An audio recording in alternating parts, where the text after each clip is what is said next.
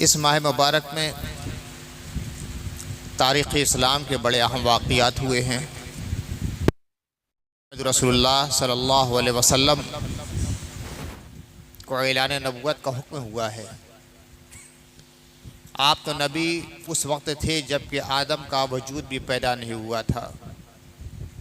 कुन्तु नबिय्यन व आदम बैनल माए व तीन। मगर ये माह रमज़ान है जिसमें अल्लाह ताला की जानिब से हुक्म हुआ है कि आपको रसूल बनाया गया है और आप अपनी नबुव्वत का ऐलान कर दीजिए। तो रसूलुल्लाह की नबुव्वत का ऐलान भी इसी महीने में हुआ, कुरान के नुज़ूल का आगाज़ भी इसी महीने में हुआ। हुज़ूर रहमत आलम सल्लल्लाहु अलैहि वसल्लम और आपके अहले बैत का ख़ास ताल्लुक़ माह रमज़ान से रहा है। 3 रमज़ान सन 11 हिजरी को हज़रत सैयदा फ़ातिमा अलैहिस्सलाम का विसाल मुबारक हुआ। 10 रमज़ान सन बिअसत को, यानी जब ऐलान नबुव्वत आपने किया था हिज्जत से पहले, 3 साल, हिज्जत से 3 साल पहले, उसको सन बिअसत कहा जाता है। जब से अल्लाह के नबी सल्लल्लाहु अलैहि वसल्लम ने ऐलान नबुव्वत फरमाया और हिज्जत से पहले के वक्त तक को सन बिअसत कहा जाता है। और जब अल्लाह के नबी सल्लल्लाहु अलैहि वसल्लम ने हिजरत फरमाई है उसके बाद से सन हिजरी का आगाज़ होता है। तो 10 रमज़ान सन 10 बिअसत हज़रत सैयदा खदीजतुल कुबरा रज़ियल्लाहु तआला अन्हा का विसाल हुआ है। और उसी साल आप याम मोहतरम हज़रत अबू तालिब का भी इंतकाल हुआ है सन 10 बिअसत को। 15 रमज़ान सन 3 हिजरी को, यानी हिजरत के बाद 15 रमज़ान सन 3 हिजरी को हज़रत सैयदना इमाम हसन अलैहिस्सलाम की विलायत बासआदत हुई है। इसी माह रमज़ान में सन 2 हिजरी को हुज़ूर सल्लल्लाहु अलैहि वसल्लम की साहबजादी हज़रत रुक़य्या रज़ियल्लाहु तआला अन्हा का विसाल मुबारक हुआ। ये हज़रत उस्मान गनी रज़ियल्लाहु तआला अन्हु के ज़ौजा है। जब अल्लाह के नबी सल्लल्लाहु अलैहि वसल्लम सन 2 हिजरी में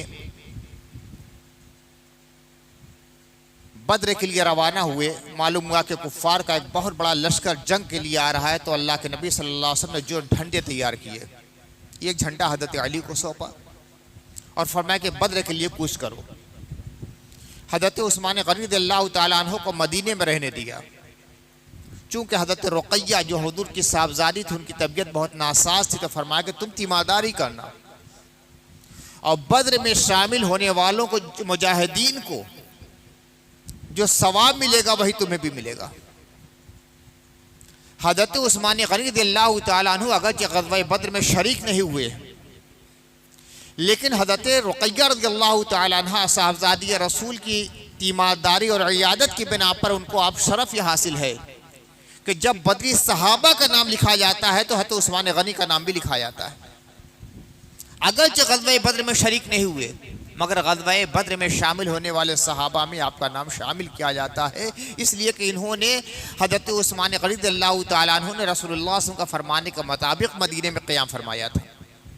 और ऐन उस दिन जबकि हज़रत ज़ैद इब्न हारिसा रज़ियल्लाहु तआला अन्हु बद्र में फ़तह मुबीन की बशारत लेकर मदीने में आए हैं, उसी दिन हज़रत रुक़य्या का इंतकाल हुआ है। 17 रमज़ान मुबारक सन 2 हिजरी में ग़ज़वा बद्र हुआ और उसी मौके पर हज़रत रुक़य्या रज़ियल्लाहु तआला अन्हा का इंतकाल हुआ।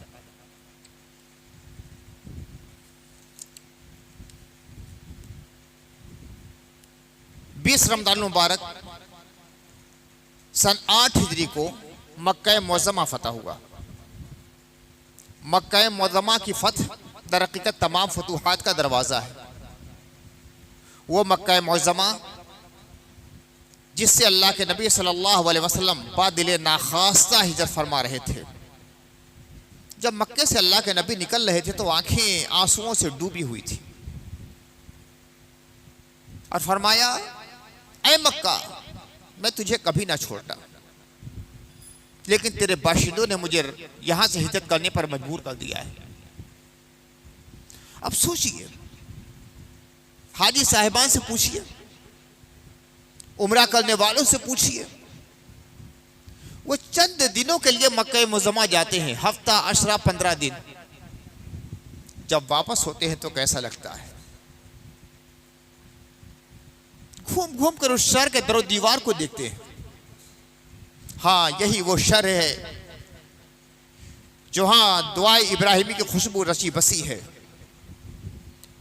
हाँ, यही वो शहर है जहां जिल्ले अर्श आज़म काबतुल्लाह मौजूद है।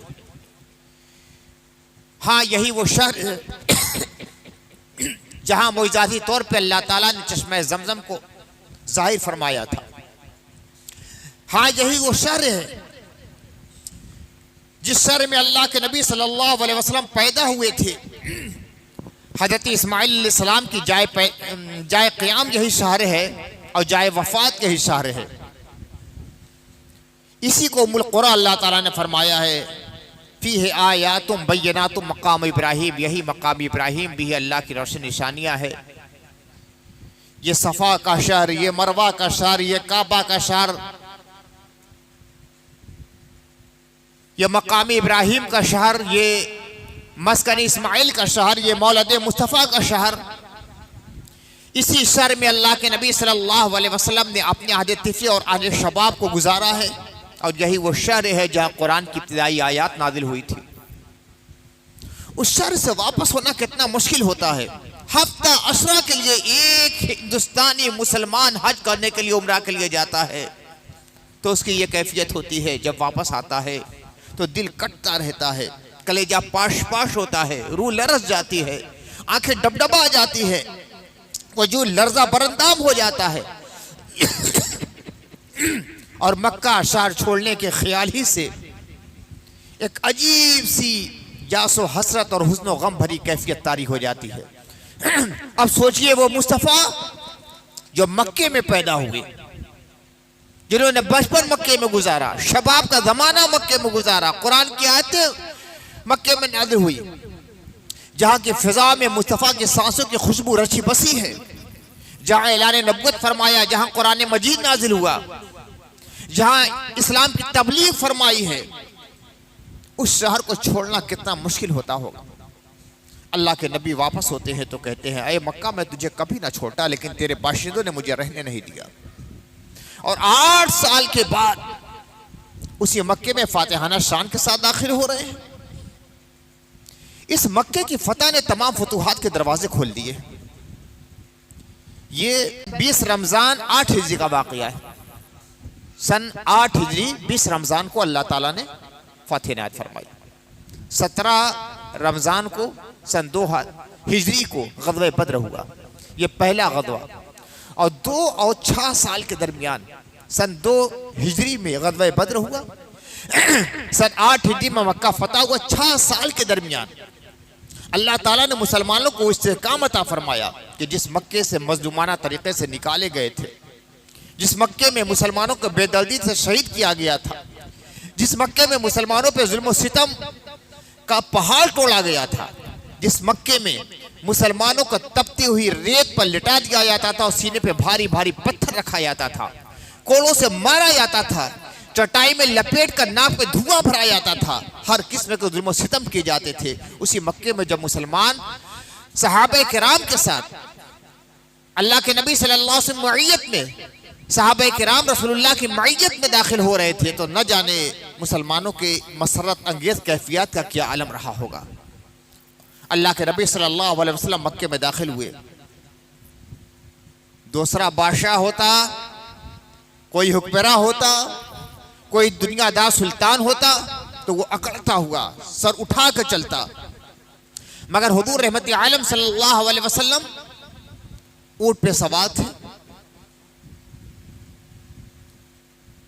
ऊंट की नंगी पुश्त थी और तवाज़ु और खाकसारी का ये आलम, इज़्ज़ व नियाज़ का ये आलम, अबदियत की ये शान के साथ झुका हुआ है। और इतना झुका कि कभी कभी ऊंट के कौभान और पालान से जाके लग जाया करता था। बस अल्लाह का शुक्र है, या अल्लाह तूने मुसलमानों की लाज रखी कि जिस मक्के से मुसलमान निकाले गए थे उस मक्के में फातिहाना शान से हम दाखिल हो रहे हैं। काबा मुज़म्मा में दाखिल हुए, 360 बुत रखे गए थे। वो मरकज जिसे हजरत आदम अलैहिस्सलाम ने अल्लाह की इबादत के लिए बनाया था और जिसकी तामीर सानी हजरत इब्राहिम अलैहिस्सलाम ने तौहीद के मरकज के तौर पे की थी, अल्लाह की इबादत, अल्लाह वहदहू ला शरीक की इबादत, जिस खाने काबा की तामीर हुई थी उसी खाने काबा में 360 बुत थे। अल्लाह के नबी सल्लल्लाहु अलैहि वसल्लम के हाथ में असाए मुबारक था। एक एक बुत की तरफ इस तरह इशारा करते थे, मारते नहीं थे, इशारा फरमाते थे और तमाम बुत जमीन पर गिरते जाते थे। ज़बान मुबारक पे आते करीमा थी, कुल जाल हक व ज़ाक़ल बातिल इन्नल बातिल कान ज़हूक़ा। ऐ नबी फरमा दीजिए कि हक आ गया, बातिल मिट गया और बातिल का मुक़द्दर ही मिटना है, बातिल को मिटना तो उससे मिट गया। ये है फतेह मक्का का वाक़या। और इसी माह रमज़ान में सन 40 हिजरी 21 रमज़ान मुबारक को हज़रत सैयदना अली मुर्तज़ा शेर खुदा का विसाल मुबारक हुआ है। हज़रत अली मुर्तज़ा का माह रमज़ान से बड़ा ख़ास ताल्लुक़ है। अब देखिए, हज़रत इमाम हसन जो कि हज़रत अली मुर्तज़ा के साहबजादे हैं, इसी माह रमज़ान में पैदा हुए। हज़रत सैयदा फ़ातिमा रज़ियल्लाहु तआला अन्हा अलैहिस्सलाम इसी माह रमज़ान में उनका विसाल मुबारक होता है, जो कि हज़रत अली की हलिया है। ग़ज़वा बद्र में हज़रत मौलाए कायनात अलैहिस्सलाम का बड़ा अहम कारनामा रहा है।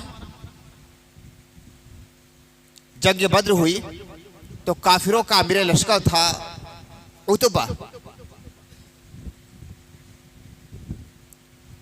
उतबा के साथ साथ उसका भाई भी था शैबा। उतबा और शैबा एक साथ नाम लिया जाता। उतबा शैबा बहुत बड़े काफिर गुजरे हैं, बड़े इस्लाम के मुखालिफ। ये हिंद जो कि अमीर मुआविया की वालिदा है, उनका बाप था, यानी अमीर मुआविया का नाना था उतबा। ये काफिरों का अमीर लश्कर था। और उतबा का भाई था शैबा, ये भी बहुत जंगजू था। उतबा का बेटा था वलीद, ये भी बड़ा जंगजू था। ये सब आगे आगे थे। जब जंग शुरू हुई तो उतबा अपने भाई और अपने बेटे, भाई यानी शैबा को और बेटे यानी वलीद को लेकर आगे बढ़ा और कहा कि है कोई जो हमारे मुकाबिल में आता है। 3 अंसारी सहाबी आगे बढ़े। उसने पूछा तुम लोग कौन हो? कहा कि हम मदीने के लोग हैं। कहा कि हम मदीने के काश्तकारों से जंग कर नहीं करते, हमें ये ज़ेबा नहीं है कि हम काश्तकारों से और किसानों से जंग करें। है कोई कुरैश का आदमी जो मेरे आगे बढ़े? अल्लाह के नबी सबके खानदान के 3 अफराद आगे बढ़े। हजरत अमीर हमजा है, हजरत अली हैं।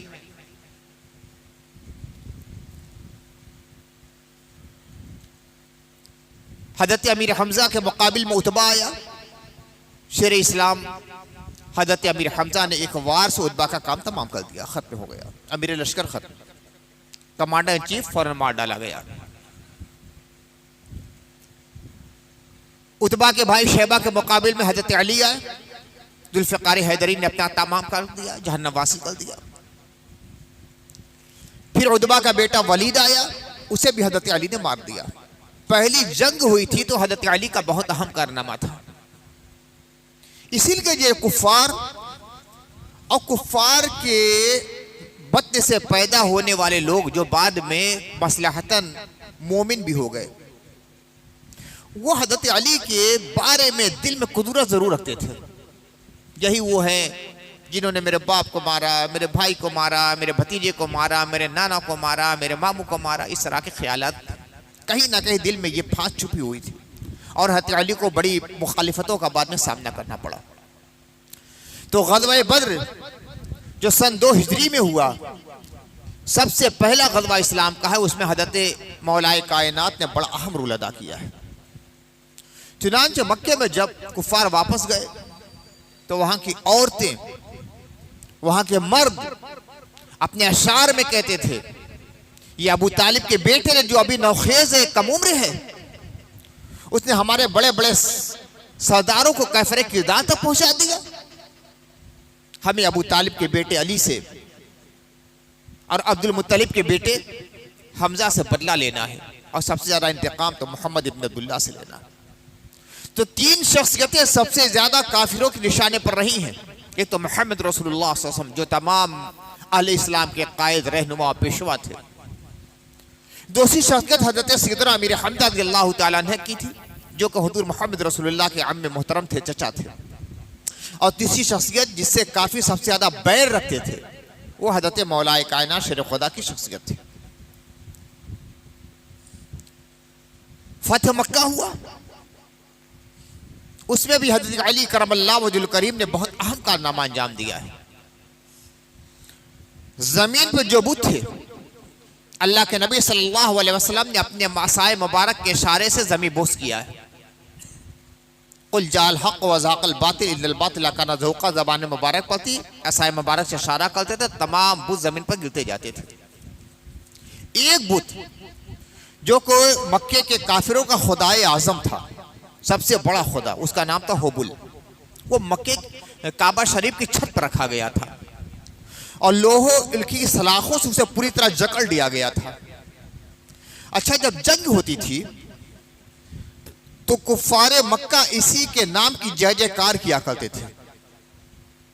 चुनांचे जब ग़ज़वा उहुद हुआ है तो ग़ज़वा उहुद में सिपाह सालार जो काफिरों के थे वो अबू सुफियान थे। उन्होंने जो नारा लगाया था काफिरों की तरफ से, वो नारा क्या था? ओलो हुबुल, ओलो हुबुल, ओलो हुबुल, हुबुल की जय हो, हुबुल की जय हो, हुबुल की जय हो। यानी उनका महादेव ये था, सबसे बड़ा खुदा था। हुजूर रहमत आलम सल्लल्लाहु अलैहि वसल्लम ने उसके जवाब के लिए फरमाया गया, मुसलमानों तुम कहो अल्लाहु आला व अजल, अल्लाहु आला व अजल, अल्लाहु आला व अजल। जो मुसलमानों का नारा था, जंग का नारा मुसलमानों का अल्लाहु आला व अजल था, और ओलो हुबुल ये काफिरों का नारा था।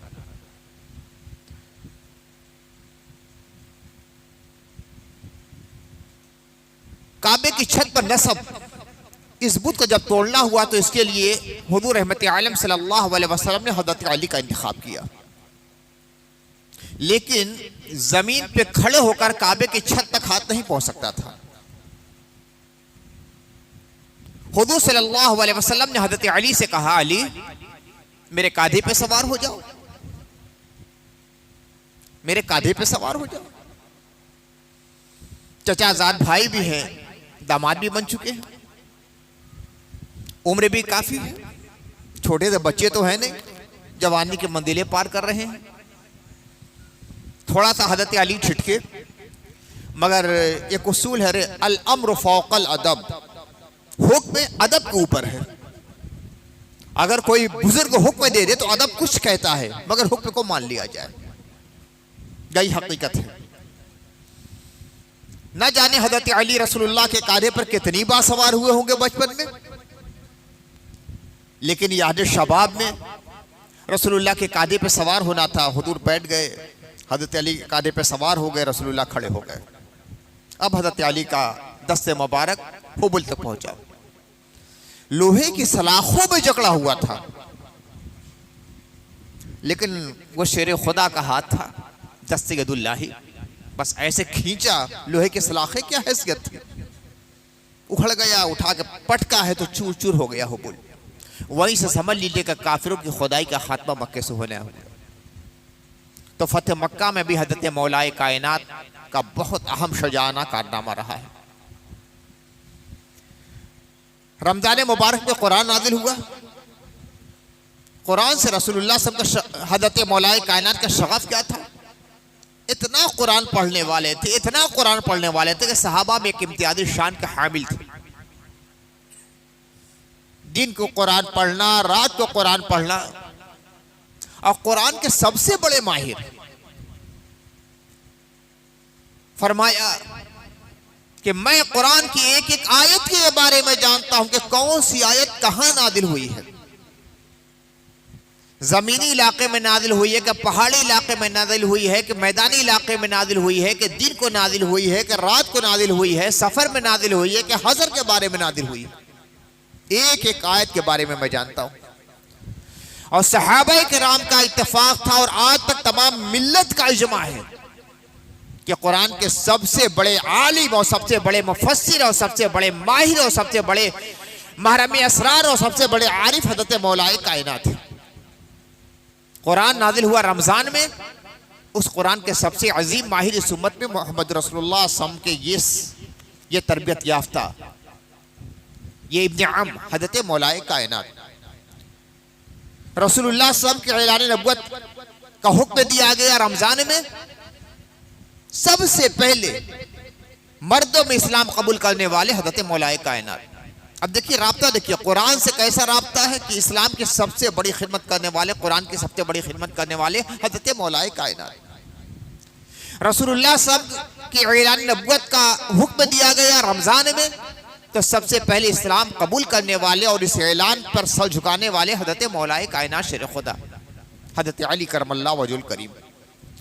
अल्लाह ताला ने आपके सीने को कुरान के अनवार से मामूर फरमा दिया था। जब रसूलुल्लाह सल्लल्लाहु अलैहि वसल्लम के विसाले मुबारक के बाद हजरत सिद्दीक़ अकबर खलीफा हुए तो लोगों ने बैत की, लेकिन हजरत अली ने 6 महीने तक तवक्कुफ फरमाया है। 6 महीने तक बैत नहीं की थी। कुछ लोगों ने कहा कि आप भी बैत कीजिए, बाहर आइए, ऐलान कीजिए बैत का। तो हजरत अली ने कहा था कि मैंने कसम खाई है कि जब तक कुरान पूरी तरह मुरत्तब नहीं कर लूंगा, मैं नमाज के अलावा अपने बदन पे चादर नहीं डालूंगा। यानी गोशा नशीन हो गए थे और सिर्फ कुरान की खिदमत कर रहे थे, कुरान को मुरत्तब करना। यह हजरत अली का बहुत बड़ा कारनामा है। तो अल्लाह ताला ने इस शख्सियत के विसाल के लिए भी हजरत माह रमजान ही का इंतखाब फरमाया। वो नक्शा आपके ज़हन में होगा, हजरत अली की खिलाफत, फिर जंग जमल, फिर जंग सिफ़ीन, फिर जंग नहरवान। तफसील में नहीं जाना है मुझे। जंग नहरवान किन लोगों से हुई थी? खारजियों से। वो खारजी जिनके बारे में अल्लाह के नबी सल्लल्लाहु अलैहि वसल्लम ने फरमाया था कि यह बड़ा गुमराह टोला होगा, ये रुए ज़मीन पर अपने ज़माने के सबसे ज़्यादा बदनसीब लोग होंगे, और जो लोग इनसे जंग करेंगे वो सबसे अच्छे और नेक लोग होंगे अपने ज़माने के। ये खारजी कौन थे? जो तहकीम हुई थी ना, थोड़ा सा मंजर अपनी निगाह में डालिए। जंग सिफ़ीन के बाद जो तहकीम हुई थी, हज़रत अली और मुआविया के दरमियान जो तहकीम का मसला हुआ था,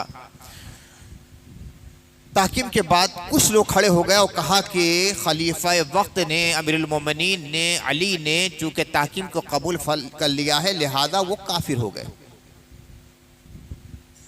मुआविया ने मान लिया, लिहाजा वो भी काफिर। और कहा कि हम लोगों ने मजबूर किया, लिहाजा हम भी काफिर।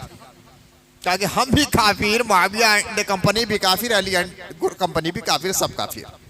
ये खाजी देखिए ज़हनियत है। यहीं से तकफीर का नजरिया शुरू हुआ है। तकफीर का नजरिया शुरू खारजियों की वजह से हुआ। फिर कहा कि हम काफिर हो गए थे, लेकिन फिर से इस्लाम कबूल करते, लिहाजा हम मुसलमान हो गए। हज़रत अली से मुतालबा किया कि आप भी इस्लाम कबूल कर लीजिए, आप मुसलमान हो जाएंगे। अरे जो सबसे पहला मुसलमान, उसे इस्लाम यह कबूल करा रहे थे। और अमीर मुआविया उनकी जमात से भी यही मुतालबा हुआ। अब हज़रत अली ने देखा कि यह बहुत बड़ा फितना पैदा हो गया है, इनके सरकूबी के लिए लश्कर रवाना लेकर चले। ये सब नहरवान के इलाके में इकट्ठा हो गए थे। बड़े इबादत गुजार लोग थे, हाफिज कुरान थे, कारी थे, इबादत गुजार थे। और अल्लाह के नबी ने पेशगोई फरमाई थी। हजरत उमर से कहा था, वो एक मौका था कि यमन से अल्लाह के नबी सल्लल्लाहु अलैहि वसल्लम के पास हजरत अली ने सोना भेजा। हुजूर सल्लल्लाहु अलैहि वसल्लम ने नज्द के 3 आदमियों को पूरा सोना दे दिया। एक शख्स खड़ा हुआ जिसका पूरा हुलिया हदीस की किताबों में है, पेशानी उभरी हुई थी, सर के बाल घुटे हुए थे, बाल पूरी तरह बनवाए हुए था, दाढ़ी बहुत घनी हुई थी।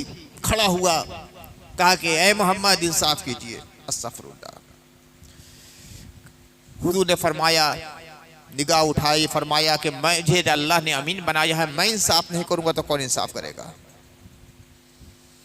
हजरत उमर खड़े हुए, कहा कि या रसूल अल्लाह, इजाजत दीजिए तो इसकी गर्दन उड़ा दूं। ये गुस्ताख, ये बदतमीज, ये नाहंजार अल्लाह के नबी के फैसले पर उंगली उठा रहा है। खुद ने फरमाया कि मैंने इन लोगों को जो सोना दिया वो तालीफ कल्ब के लिए दिया है, अभी इनका ईमान कच्चा है, उसकी वजह से ईमान में पुख्तगी आ जाएगी, तालीफ कल्ब के लिए। हुजूर सल्लल्लाहु अलैहि वसल्लम ने हज़रत उमर से कहा कि नहीं, इन्हें मत मारो, इनके अपनाए जिन्स में से कुछ लोग तैयार होंगे और उनका आलम यह होगा कि उनकी इबादत के सामने तुम अपनी इबादत को हेज समझोगे, उनकी नमाज के सामने अपनी नमाज को हेज समझोगे, इतनी तिलावत करेंगे कि तुम अपनी तिलावत को हेज समझोगे, मगर उनके आलम यह होगा कि तिलावत कुरानी के अल्फाज उनके गले से नीचे नहीं उतरेंगे, दिल की गहराई में नहीं उतरेंगे, बस ऊपर ऊपर रहेंगे, और वो दीन को इस तरह छेद कर निकल जाएंगे जिस तरह के तीर शिकार को छेद कर निकल जाता है। इन्हीं को मारिकीन कहा जाता है। मारिकीन माने तीर को, शिकार को छेद कर निकल जाने, उसको मुरूक कहते हैं। तो मारिकीन इस्लाम के हल्के से निकल जाने वाले लोग, यही अहले नहरवान के खारजी लोग जिन्होंने हज़रत अली को काफिर कहा, तमाम मुसलमानों को काफिर कहा और अपने आप को भी काफिर कहा, फिर दोबारा इस्लाम कबूल किया। हज़रत अली ने इसे जंग की, जंग में अल्लाह ताला ने फतह दी। हज़रत अली को क्या क्या अल्लाह के नबी ने बतलाया था, सब बहुत सी राज की बातें थी। जब जब मौका पड़ा था अली पर्दा उठाते थे। फरमाया कि एक आदमी को तलाश करो जिसके बाजू पर औरत के पिस्तान की तरह गोश्त है। सहाबा ने, जो हज़रत अली के सहाबा थे, हज़रत अली के साथ रहने वाले थे, उनमें रसूलुल्लाह के सहाबा भी कुछ थे, ताबईन कराम भी थे। तमाम लाशों को उठाकर देखा, मकतूलों की लाशों को, वो शख्स नहीं मिला। खुद हज़रत अली मैदान जंग में आए, तलाश किया, कहा कि इस लाश के नीचे की लाश को देखो। लाश देखी गई, कहा कि इसका बाजू को देखो। बाजू देखा गया तो औरत की पिस्तान की तरह हवा गोश्त उभरा हुआ था। कहा कि अल्लाह के नबी ने सच फरमाया था, और कहा कि ऐ अली, एक जमाना आएगा कि एक गिरोह उठेगा, बहुत बड़ा फितना बनकर उठेगा, और उसमें एक शख्स होगा जिसके बाजू पर औरत की पिस्तान की तरह गोश्त होगा, तुम उन्हें कत्ल करोगे, ये बदतरीन लोग होंगे। अल्लाह ने के रसूल ने सच फरमाया। ये पेशन गोई पूरी हो गई। अब चूंकि नहरवान में खारजियों को मारा गया था तो अली के सख्त दुश्मन हो गए। उन्हीं दुश्मनों में एक दुश्मन था इब्न मुलजिम, अब्दुर्रहमान उसका नाम था, कुनियत इब्न मुलजिम थी, नाम था अब्दुर्रहमान। हाफिज भी था, कारी भी था, आबिद था, तहज्जुद गुजार था, लेकिन हजरत अली का दुश्मन था। अब हजरत अली की ताक में निकला, रमजान का मुबारक महीना है, पूरी पूरी रात हजरत अली इबादत में गुजार रहे हैं, और ऐसा महसूस होता था कि सन 40 हिजरी की इस माह रमजान में हजरत अली को महसूस हो रहा था कि शायद मेरी शहादत का ज़माना करीब आ गया। थोड़ा सा बस सोते थे, पूरी रात इबादत। 17 रमजान की तारीख आई, 17 रमजान याद कीजिए, सन 2 हिजरी में 17 रमजान को ग़ज़वा बद्र हुआ था, और 17 रमजान सन 40 हिजरी, 38 साल का जमाना बस गुजरा है। 38 साल जमाने ने कैसी करवट ली है।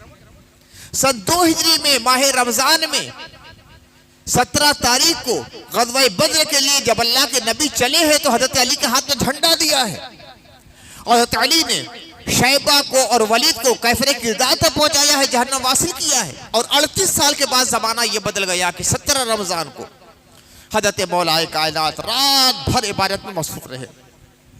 फजर से पहले घर से रवाना हुए, अपने कमरे से आए, देखा कि कुछ लोग लेटे हुए थे, उन्हें जगाया।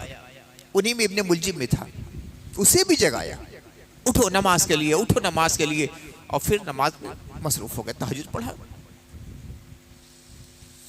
अजान हुई,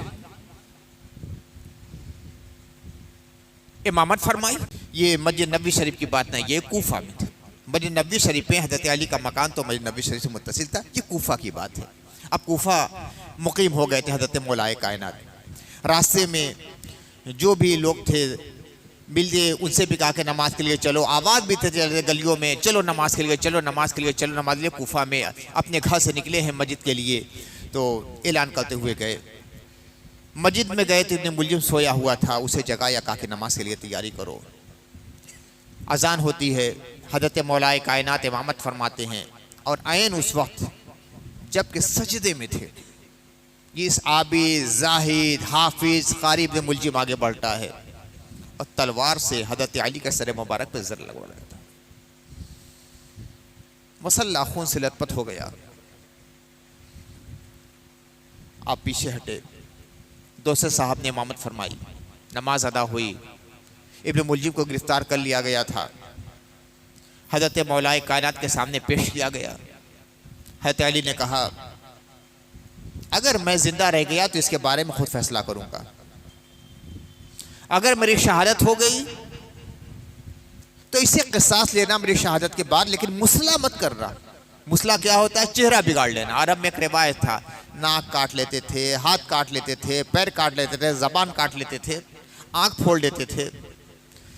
तो हज़रत अली ने वसीयत फरमाई, मेरे कत्ल के क़िसास में से कत्ल कर देना, मगर मुसला मत करना। फिर हज़रत इमाम हसन को कुछ वसीयत फरमाई, इमाम हुसैन को वसीयत फरमाई, हज़रत मुहम्मद बिन हनफिया को वसीयत फरमाई। और 21 रमज़ान को सन 40 हिजरी को विलायत का आफ्ताब, मारिफत का महताब, नबी सल्लल्लाहु अलैहि वसल्लम का फैज़ याफ्ता, उम्मत मोहम्मदिया का सबसे बड़ा वली, सबसे पहले इस्लाम कबूल करने वाले, सबसे पहले नमाजी हज़रत मौलाए कायनात शेर खुदा अली मुर्तज़ा असदुल्लाहिल गालिब हज़रत अली इब्न अबी तालिब रज़ियल्लाहु तआला अन्हु अलैहि सलाम व करमल्लाहु वजहुल करीम की रूह कफ़स उनसरी से परवास कर गई, अपने खुदा के हुज़ूर में पहुँच गई। ये 21 रमज़ान सन 40 हिजरी का वाक़या है। सोचिए ज़माना कितना तेज़ी के साथ करवटें बदलता गया। सिर्फ 40 साल, 40 हिजरत के 40 साल हुए, यानी रसूलुल्लाह के विसाले मुबारक को 30 साल हुए। सन 10 हिजरी में रसूलुल्लाह का विसाल हुआ, सन 40 हिजरी में हज़रत अली की शहादत हुई। कहाँ यह मकाम था कि नबी सल्लल्लाहु अलैहि वसल्लम का सबसे ज़्यादा चहीता, सहाबा इकराम का नूरे नज़र, जिसके लिए सहाबा जिसकी राहों में अपनी पलके बिछाए रहते थे, वही अली जिसके हाथ को बुलंद करके नबी ने फरमाया था, मन कुन्त मौला फहादा अली मौला, जिसका मैं मौला हूं उसके मौला अली है, जिसके बारे में अल्लाह के नबी ने फरमाया था, या अल्लाह कि चिड़िया का गोश्त मेरे पास आया है, तेरी उम्मत में जो सबसे महबूब है उसे मेरे पास भेज दे ताकि मेरे साथ चिड़िया का गोश्त खाए। हज़रत अली मुर्तज़ा आए, रसूलुल्लाह के साथ चिड़िया का गोश्त तनावुल फरमाया, साबित हो गया कि यह सबसे महबूब है। 30 साल में मंजर इतना बदल गया। कहा जाता है कि सब अच्छे सब अच्छे सब अच्छे सब अच्छे, तो यह मंजर बदला कैसे, कैसे बदला गया, किन लोगों ने बदल डाला। सन 10 हिजरी में रसूलुल्लाह के वसाल हो रहा है, सन 40 हिजरी में हज़रत अली की शहादत हो रही है। यह कैसे मंजर बदल गया? कुछ ना कुछ तो है जिसकी पर्दादारी की जा रही है। हज़रत अली मुर्तज़ा इस्लाम की वो अबकरी शख्सियत है कि तमाम अहले इस्लाम के सर पर हमेशा इनका एहसान बाकी रहेगा और तारीख़ इस्लाम जिनके वजूद को कभी फरामोश नहीं कर सकती। ये माह रमज़ान बहुत सी मुसीबतें भी लेकर आया है।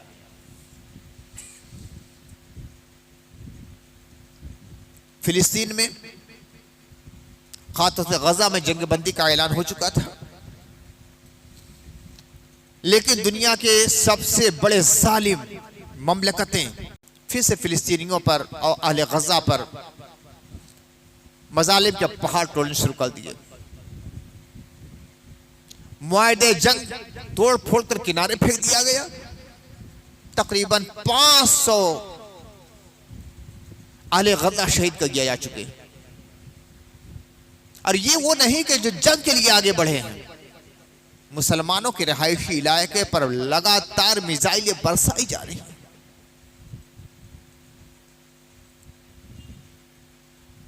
हम तो अपने घरों में रहते हैं, इफ्तार का वक्त है, दस्तरखान लग गया, साल भर में जो ग़िज़ाएं नहीं खाई जाती वो सब मौजूद होती हैं।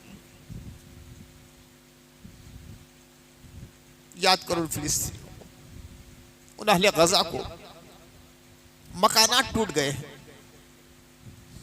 मिसाइल और बम मार मार के मिसमार कर दिए गए, छतें भी नहीं, मकान के मलबे पर बैठे हुए कि इफ्तार कर ले। और इफ्तार क्या है? पानी है, थोड़ा सा खाना मिल गया तो मिल गया। अब तो इनकी रसद के लिए और खाने पीने के लिए अक़वाम मुत्तहिदा की तरफ से और दूसरे ममालिक की तरफ से जो इमदादी पेशकश की थी उनको भी रोक दिया गया है। इसराइल ने जाने नहीं दिया, सारे ट्रक्स रुके हुए। लेकिन ऐन उस वक्त जब इफ्तार के लिए मुंतज़िर छोटे छोटे बच्चे, मासूम बच्चे हैं, बूढ़े हैं, मरीज हैं, औरतें हैं, जख्मी लोग हैं, जब अज़ान होगी इफ्तार किया जाएगा, मिसाइल आता है, इफ्तार के इंतज़ार में बैठे हुए लोगों को शहीद कर दिया जाता है। सहरी के वक्त का यही आलम है। कितने लोग हैं जो तहज्जुद के वक्त में अल्लाह की याद में मसरूफ है। ऐन सहरी के वक्त मिसाइल पास आया गया, कई 100 शहीद हो गए। ना खाना पहुंच पा रहा है, ना पानी मौजूद है, साफ पानी उन्हें नहीं नसीब हो रहा है। सारी पाइप लाइनें टूटी फूटी पड़ी हुई हैं, बम इतने गिराए गए, इतने मिसाइल गिराए गए। पूरी दुनिया में एहतजाज हो रहा है और ये देखकर थोड़ा सा इत्मीनान होता है कि दुनिया में इंसानियत जिंदा है। खुद इसराइल के अंदर एहतजाज हो रहा है, तिल अबीब के अंदर एहतजाज हो रहा है। एहतजाज करने वाले यही यहूदी है कि इसराइली जुल्म सितम को बंद करे। फिलिस्तीनियों पर जो जुल्म किया जा रहा है, आले गद्दा पर जो जुल्म किया जा रहा है, उसे बंद किया जाए। तिल अबीब में यहूदी कह रहे हैं, चर्चों में एहतजाज किया जा रहा है, अमेरिका की सड़कों पर एहतजाज किया जा रहा है, लंदन के पार्कों में एहतजाज किया जा रहा है, ऑस्ट्रेलिया के मैदानों में एहतजाज किया जा रहा है, हर तरफ से एहतजाज किया जा रहा है। मगर इसराइल है कि किसी तरह अपने जुल्म सितम से बात नहीं जाता। एक तरफ आले गजा है जिनके पास ना लश्कर है, ना वसाइल है, ना हथियार है, हथियार के खाने पीने का सामान नहीं है, ना इफ्तारी है, ना सहरी है। मगर अल्लाह अहले बद्र का खास फैजान अल्लाह ने इनको अता फरमा दिया है। एक वीडियो मेरे पास आया, बार बार देखता रहा, बार बार देखता रहा, बार बार देखता रहा और सोचता था कि सहाबा कैसे रहे होंगे जब आज के मुसलमानों का ये आलम है। सामने लाशें पड़ी हुई हैं, कफन में लिपटी हुई लाशें हैं। एक बूढ़ा आदमी है, अबा पहने हुए है, बूढ़े आदमी, तकरीबन 70 साल, 65 साल, 75 साल की उम्र होगी। चारों तरफ लोग खड़े हैं, गमों में डूबे हुए। और वो बूढ़ा आदमी क्या कह रहा है? ला तहज़न इन्नल्लाह माना, ला तहज़न इन्नल्लाह माना। गम मत करो, अल्लाह हमारे साथ है।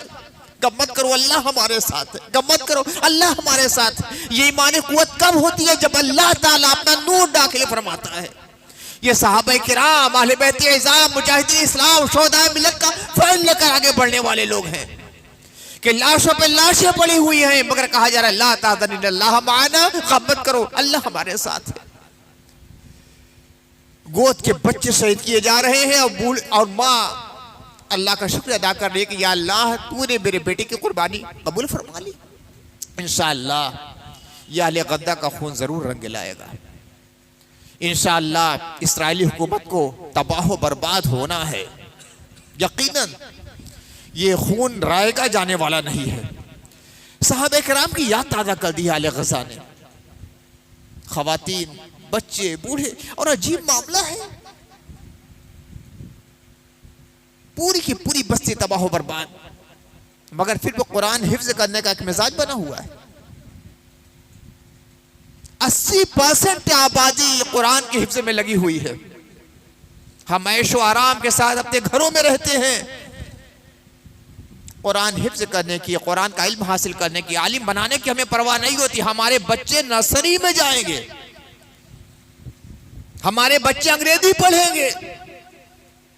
दुआएं करो उन मुजाहिदीन इस्लाम के लिए कि उन्हें यह नहीं मालूम है कि आने वाले मिनट में हम जिंदा रहेंगे कि नहीं रहेंगे। न जाने कौन सा मिसाइल आग का गोला बनकर गिरे और हमें खत्म कर दे, आखिर दूसरी सांस भी हम ना ले सके। फिर भी अपने बच्चे को लगाए हुए हैं, खुद लगे हुए हैं। औरतें कुरान याद कर रही हैं, बच्चे कुरान याद कर रहे हैं और उनकी कुव्वत का सारा चश्मा कुरान ही है। सारी कुव्वत का चश्मा कुरान।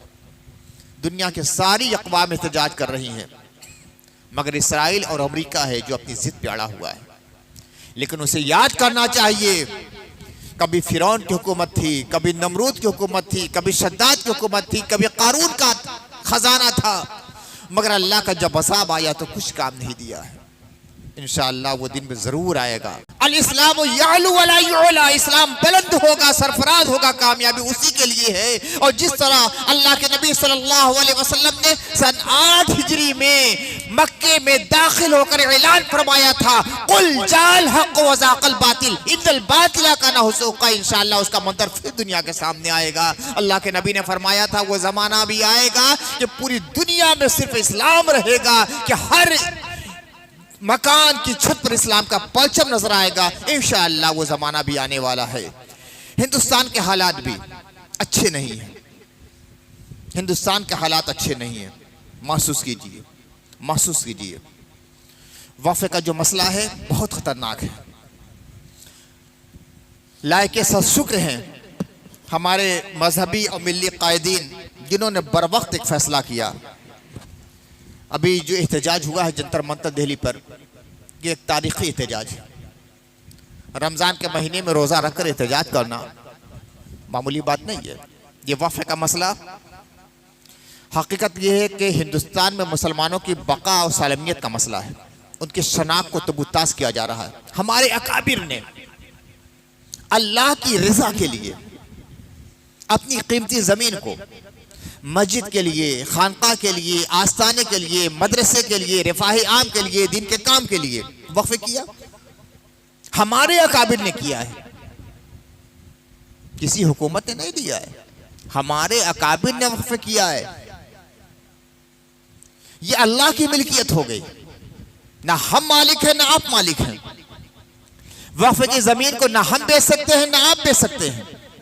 वफ़ की ज़मीन को ना हम किसी के हवाले कर सकते हैं ना आप मुखाले कर सकते हैं। अब जो इसके मुतवल्ली होते हैं वो अमीन होते हैं, बतौर अमीन अल्लाह की अमानत है, उसको बतौर अमीन उसमें अमल दखल करते रहते हैं, उसका इंतजाम इंसराम करते रहते हैं। और हुकूमत की मंशा ये है कि वक्फ बोर्ड का नाम ही बदल दिया जाए, कुछ और नाम रखा जाए, और उसमें जो मेंबरान हो उनमें 2/3 गैर मुस्लिम हो, 1/3 मुस्लिम होंगे और 2/3 गैर मुस्लिम होंगे। अरे मंदिरों के पास भी जमीन है, उसके लिए तो कोई कानून नहीं है। मुसलमानों के पास तकरीबन 5 लाख वक्फ की जायदाद है हिंदुस्तान में, लेकिन इसके 50 गुना ज्यादा तो मंदिरों के पास है असासी। उसके लिए यह कानून क्यों नहीं बनता? गुरुद्वारों के पास भी है, न जाने कितने मठ हैं, न जाने कितने चर्च के पास जमीनें हैं, मुसलमानों ही के लिए क्यों? तो हकीकत यह है कि हुकूमत वक्त की निगाह मुसलमानों के हक के लिए बहुत नामुआफिक बन चुकी है। इनका वजूद खटकता है, इनकी जमीन खटकती है, इनका मदरसा खटकता है, इनकी मस्जिद खटकती है। लिहाजा जरूरी था कि इस बिल के खिलाफ एहतजाज किया जाए। अल्हम्दुलिल्लाह हर मसलक के उलमा, हर मसलक के उलमा अपने मसलकी इख्तिलाफात को भुलाकर एक स्टेज पर जमा हो गए। जो हमेशा जिस बात को मैं कहता हूं कि जमाने का सबसे बड़ा अहम तकाजा यह है कि मुसलमान एक हो जाए, और ये वो नजरिया था कि वालिद गिरामी सिराजुल आरिफीन अल्लामा कौसर नदवी रहमतुल्लाहि तआला अलैह 80 साल से इस नजरिए को पेश करते रहे, मुसलमानों एक हो जाओ, एक हो जाओ, एक हो जाओ। जो टुकड़े टुकड़े में बट गए हो तुम्हें काट डाला जाएगा, मार डाला जाएगा, खत्म कर दिया जाएगा। उन्होंने आवाज पे किसी ने कान नहीं धरा, और आलम ये हो गया अपने भी खफा मुझसे है, बेगाने भी खना खुश। मैं ज़हर हलाहिल को कभी कह ना सका, किसी ने अपना उन्हें नहीं समझा। ये समझे कि ये मेरे नहीं है, ये समझे ये मेरे नहीं है, ये समझे ये मेरे नहीं है। इसलिए कि किसी भी जमात में मेरे वालिद गिरामी जम नहीं हुए, उन्होंने सिर्फ एक नाम अपने लिए रखा, अहले सुन्नत वल जमात, बस। किसी नई जमात में शामिल नहीं किया अपने आप को। फिर भी हमेशा अहले इस्लाम के एहतराम के कायल रहे और कहा कि जो भी कलमा पढ़ ले और ज़रूरियात दुनिया का कायल है, उनका मुनकिर ना रहे, हम उसे मुसलमान समझते हैं, चाहे उसका कोई भी नाम हो। उसका नाम शिया हो, उसका नाम देवबंदी हो, उसका नाम बरेलवी हो, उसका नाम वहाबी हो, उसका नाम मुकल्लिद हो, उसका नाम गैर मुकल्लिद हो, कुछ भी हो, अगर जरूरियात दुनिया का कायल है, कलमा गो है, अहले क़िबला है, हम उसे मुसलमान समझते हैं। किसी उनकी बात पे ध्यान नहीं दिया। लेकिन जो अहले दिल दरवेश होता है, कलंदर होता है ना, उसकी निगाह 100 साल आगे काम करती रहती है। हम आज के बारे में देखते हैं, मगर जिसको अल्लाह ताला निगाहे बसीरत अता फरमाता है, निगाहे फरासत ईमानी अता फरमाता है, वो 100 साल आगे के बारे में देखता है क्या होने वाला है। वालिद गिरामी ने देख लिया था, आज वो सारे मनादिर निगाहों के सामने हैं। काश उस जमाने में मुसलमाना ने हिंद वालिद गिरामी की बात पे गौर करते तो शायद आज ये मंजरनामा हमारे सामने ना आता कि मुसलमान टुकड़े टुकड़े बटे हैं और इनको बांट कर हुकूमत वक्त अपने मफाद को पूरा करने की कोशिश कर रही है। अल्हम्दुलिल्लाह वो वक्त आया कि तमाम मसालिक के लोग मुत्तहिद हुए, एक स्टेट पर आए। शिया हो, सुन्नी हो, वहाबी हो, देवबंदी हो, बरेलवी हो, मुकल्लिद हो, गैर मुकल्लिद हो, जमात इस्लामी हो, सब एक स्टेट पर आए। सब ने एक आवाज़ बुलंद की, मेमोरेंडम पेश किया है, एक आवाज़ पेश की है। अल्लाह करे उनकी आवाज़ कामयाब हो जाए। लेकिन अगर हुकूमत वक्त अपने अक्सरियत के ज़ोम और गुरूर में अपने बिल को पास कराने पर पूरी तरह बज़िद रही और मुसिर रही, तो फिर इंशाअल्लाह वो वक्त भी आएगा कि वो एहतजाज सिर्फ जंतर मंतर दिल्ली का नहीं रहेगा, हर शहर का एहतजाज बनेगा। और इंशाअल्लाह हम सब को उसमें शामिल होना है, एक एक मुसलमान को शामिल होना है। अगर आपको अपनी मस्जिद बचानी है, अपना मदरसा बचाना है, आपका दीनी इदारा बचाना है, अपने आस्थाने बचाने हैं, अपने मज़ारत और कब्रिस्तान बचाने हैं और अपने वक्फ की ज़मीन को बचाना है, तो अपने कायदीन की आवाज़ में आवाज़ मिलाना रहेगा और हर वक्त तैयार रहना पड़ेगा कि जब भी हमारे कायदीन आवाज़ देंगे इंशाअल्लाह उनके कदम बकदम हम चलने के लिए तैयार है और हर किस्म की कुर्बानी देने के लिए तैयार है। कुर्बानी दिए बगैर देखिए कुछ नहीं होता। अपने वक्त की कुर्बानी का मुतालबा हो रहा है, हो सकता है अपने माल की भी कुर्बानी का मुतालबा करना पड़े। सीखो अहले ग़ज़ा से कुर्बानी कैसे दी जाती है अपने कास के लिए और अपने मकसद के लिए। वहां तो जान की कुर्बानी देना था, यहाँ जान की कुर्बानी नहीं देना है। मगर जब भी हमारे कायदीन बुलाएं तो हम अपनी अक्ल से काम ना ले, बल्कि उनकी सदा पे लब्बैक कहते हुए आगे बढ़ना पड़ेगा। ज़हनी तरीके से आप लोग को तैयार हो जाना चाहिए। बनारस के मुसलमानों को भी और पूरे हिंदुस्तान के हर शहर के मुसलमानों को भी इसके लिए तैयार रहना पड़ेगा कि जहाँ जहाँ जरूरत पड़ेगी, लेकिन बहकावे में बिल्कुल मत आइए। ये नहीं कि कोई जमात ऐलान कर दे चलिए उसके पीछे दौड़ने लगे, कोई नेता ऐलान कर दे उसके पीछे दौड़ने लगे, कोई आलिम ऐलान कर दे, नहीं, कुछ नहीं। मुस्लिम फसला बोर्ड है, उसके जेर असर ये काम हो रहा है। जो मुस्लिम फसला बोर्ड का फैसला होगा उसे मानना पड़ेगा, वरना तो मामला ये होना है ना कि हर आदमी दो दो ईंट की मस्जिद बनाने लगता है, सब नेता बनने लगते हैं, सब कायद बनने लगते हैं। तो नहीं, मुस्लिम फसला बोर्ड का जो ऐलान होगा वो पूरी जमात का ऐलान है, हर मसलक को उलमा का ऐलान होगा और उसके लिए आपको तैयार रहना पड़ेगा, ज़हनी तरीक़े से भी, फ़िक्री तरीक़े से भी, और माल पैसे दौलत की ज़रूरत पड़ेगी तो उसके लिए भी आपको तैयार करना पड़ेगा। अल्लाह ताला हम सबको तौफ़ीक़ अता फ़रमाए और अल्लाह ताला हम सबको इस्तिक़ामत अता फ़रमाए, ईमान में बालिदगी अता फ़रमाए, रूह में लताफ़त अता फ़रमाए और रमज़ान मुबारक में जो बातें की गई हैं सबको कबूल फ़रमाए। व आख़िर दावाना अल्हम्दुलिल्लाहि रब्बिल आलमीन।